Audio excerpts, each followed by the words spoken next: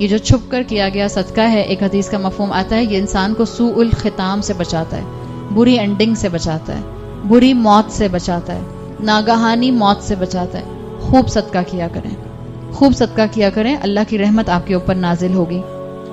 صحابہ کے لیے آتا ہے کہ راتوں میں گھر سے نکل جایا کرتے تھے اور غربا کو ڈھونڈ ڈھونڈ کر ان کو صدقہ دیا کرتے تھے۔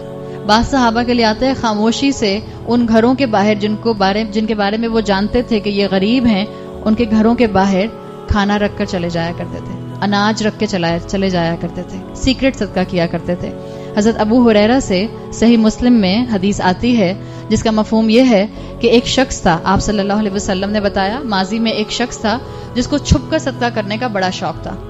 ایک رات اس نے فیصلہ کیا کہ وہ رات میں نکلے گا اور کسی کے ہاتھ پہ صدقہ رکھ دے گا۔ اب آپ امیجن کریں کہ یہ ہمارے شہر کی طرح کا معاملہ نہیں ہوتا تھا، وہاں پر تو جس کے ہاتھ میں چراغ ہوتا تھا، جس کے ہاتھ میں کوئی اس کی جو ہے وہ لالٹین ہوتی تھی، اس کے پاس روشنی ہوتی تھی، ادروائز تو پچ ڈارک ہوتا تھا، صرف آسمان پر ستارے اور چاند کی روشنی ہوتی تھی، وہ بھی اگر فل مون ہو تو، ورنہ تو اندھیرا ہوتا تھا۔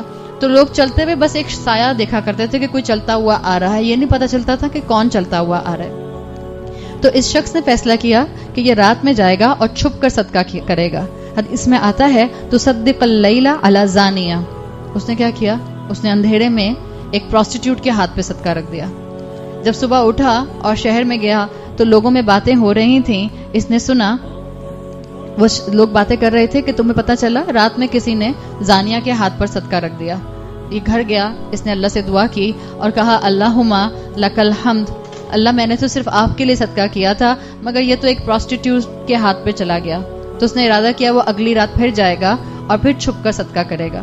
اگلی رات پھر گیا، اب جب اسے صدقہ کیا فاصبح یتحدثون تصدق علی غنی، صبح اٹھ کر پتا چلا کہ لوگ باتیں کر رہے تھے کہ ایک انونیمس انسان تھا رات میں اور آپس میں ہنس رہے تھے کہ لو بتاؤ ایک امیر کے ہاتھ پہ صدقہ رکھ کے چلا گیا۔ وہ بیچارہ بہت ہی پریشان ہوا، اس نے کہا اللہم لک الحمد، یا اللہ کیا میرا صدقہ قبول نہیں ہو رہا، آج پھر صدقہ کروں گا۔ تیسری رات میں پھر نکلا اندھیرے میں اور خاموشی سے اس نے ایک ہاتھ پہ صدقہ رکھ دیا۔ اب کیا ہوا، تصدق علی السارق، سارق کون ہوتا ہے، چور، اب اس نے ایک چور کے ہاتھ پہ صدقہ رکھ دیا۔ اب میں یہ حدیث پڑھتی ہوں مجھے خیال آتا ہے چور بھی کتنا جینون تھا، یعنی چور نے صبح سب کو بتا دیا کہ ایک شریف آدمی رات میں میرے ہاتھ پہ صدقہ رکھ کے چلا گیا۔ آپ اس حدیث کو پڑھیں تو آپ کو معاشرے کی خوبصورتی نظر آتی ہے، چور بھی صبح اٹھ کے بتا رہا ہے کہ کسی نے مجھے صدقہ دے دیا۔ تو لوگ اس شخص پھر مذاق اڑانے لگ گئے کہ پھر کوئی انونیمس آیا تھا اور اس نے چور کے ہاتھ پہ صدقہ رکھ دیا۔ اللہم لک الحمد، یہ انسان جو تھا یہ بہت زیادہ ہی اب جو تھا وہ پریشان ہوا، اس نے کہا اللہم لک الحمد علی زانیہ وعلی الغنی وعلی السارق، اللہ میری چیریٹی پتہ نہیں قبول ہوئی یا نہیں ہوئی، میں نے تو 3 دن صرف آپ کی رضا کے لیے چیریٹی کی۔ رسول اللہ صلی اللہ علیہ وسلم کہتے ہیں کہ اللہ تعالیٰ نے ایک فرشتہ اس کو بتانے کے لیے بھیجا کہ تم نے جو بھی صدقہ کیا، زانیہ کو، غنی کو اور چور کو، قبلت، سب قبول کیے گئے۔ اس لیے کہ آپ صلی اللہ علیہ وسلم کہتے ہیں کہ زانیہ کے ہاتھ پہ اس نے صدقہ رکھا، کیا پتا اس کا پیور مال، اس کا پاک مال اس زانیہ کو توفیق دے دیتا کہ وہ زانیہ آئندہ اپنے اس پروفیشن کو چھوڑ دیتی۔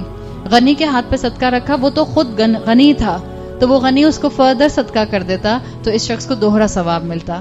چور کے ہاتھ پہ صدقہ رکھا تو کیا پتا چور کو احساس ہو جاتا کہ میرے پاس مال کمانے کے لیے چوری کے علاوہ بھی آپشن ہے۔